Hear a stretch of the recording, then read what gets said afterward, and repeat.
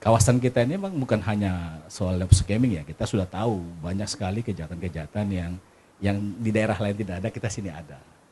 Ya, kita tahu misalnya seperti hal yang kemarin kita ya, Polda juga membongkar soal PMI, ya kemudian juga soal narkoba yang kadang-kadang kita terkejut-kejut di tetangga kita ternyata dia punya ini apa namanya, jadi tempat pabrik sabu yang kemarin di Sukajadi, kemudian di daerah apa satu lagi. Jadi seperti itu kan apa namanya sering yang tidak kita duga gitu loh.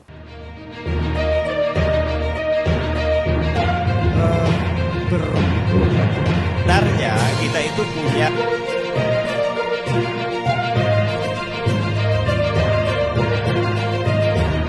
tanggapan bisa per KPU Kabupaten Kota. kalau dia pakai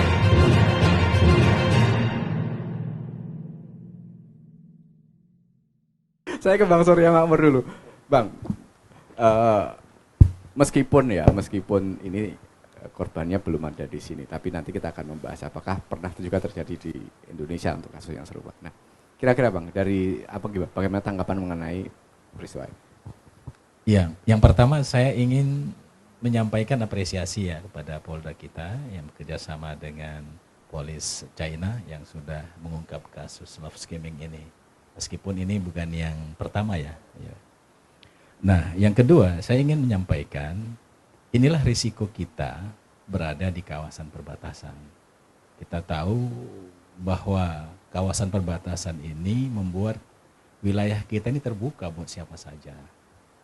Nah, ketika wilayah kita ini terbuka terhadap siapa saja, maka biasanya orang akan melihat situasi sosial kita. Situasi sosial kita di Batam seperti apa? Tentu saja kita melihat dari sisi tertib sosial. Tertib sosial itu kan menyangkut berarti kebijakan publik yang ada di Kota Batam ini.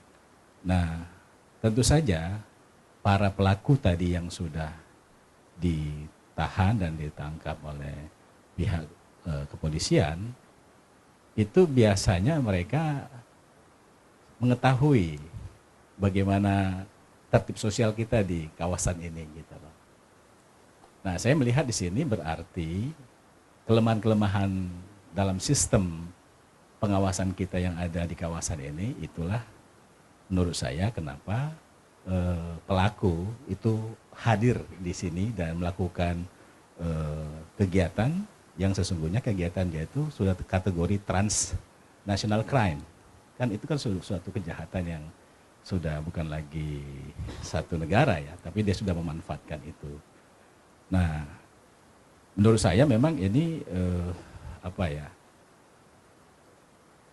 kawasan kita ini memang bukan hanya soal love scamming ya, kita sudah tahu banyak sekali kejahatan-kejahatan yang di daerah lain tidak ada, kita sini ada.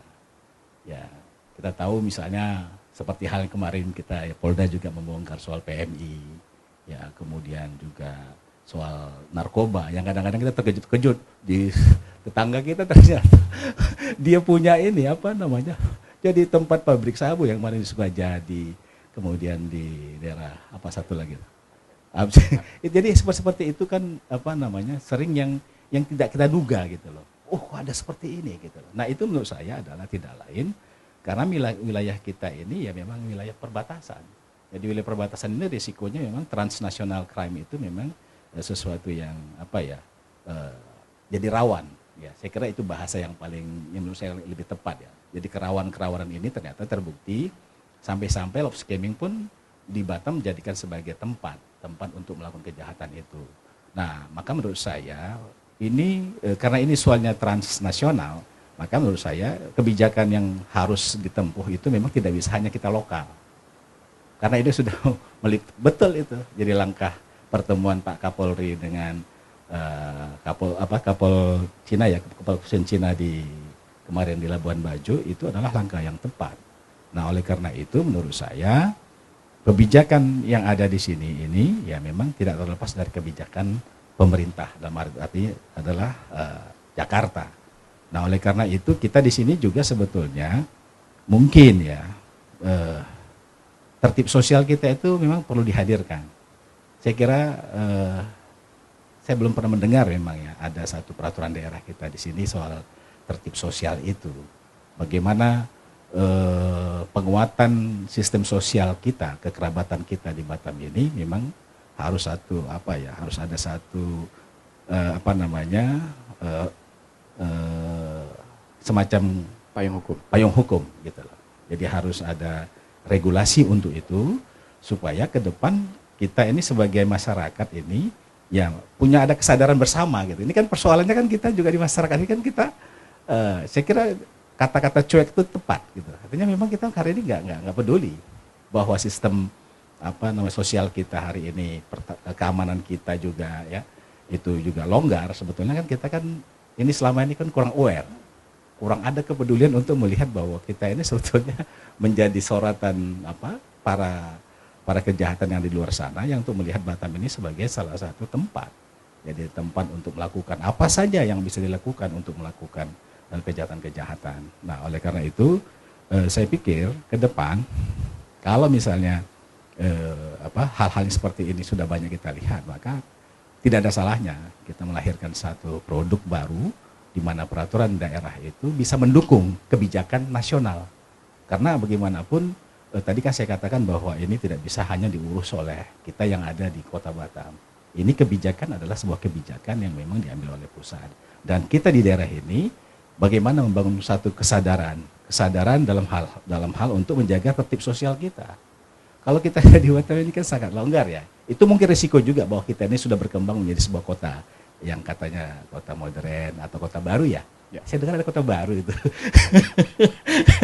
Nah, oleh karena itu menurut saya inilah sebuah tantangan kita ke depan di Batam, dan saya pikir memang seluruh stakeholder itu harus punya satu kepedulian bersama, harus punya satu awareness yang bersama sehingga kita tahu mengantisipasi hal-hal seperti ini ke depan gitu.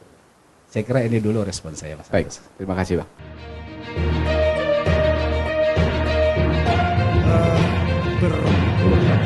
Sebenarnya kita itu punya